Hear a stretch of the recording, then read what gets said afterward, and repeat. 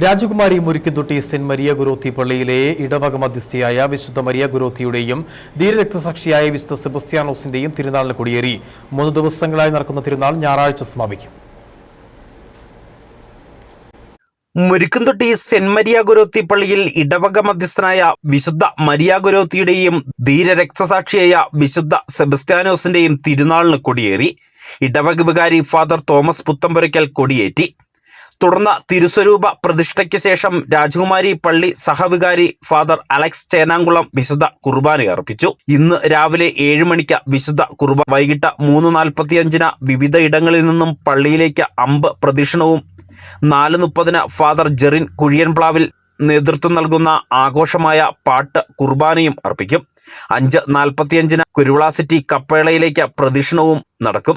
ഞായറാഴ്ച രാവിലെ 7 മണിക്ക് വിശുദ്ധ കുർബാന, 10 ഫാദർ സിജോ മറ്റപ്പറമ്പിൽ ആഘോഷമായ പാട്ട് കുർബാന അർപ്പിക്കും. തുടർന്ന് പ്രദക്ഷിണവും പരിശുദ്ധ കുർബാനയുടെ ആശീർവാദവും സ്നേഹവിരുന്നും നടക്കും. ന്യൂസ് ബ്യൂറോ, രാജകുമാരി.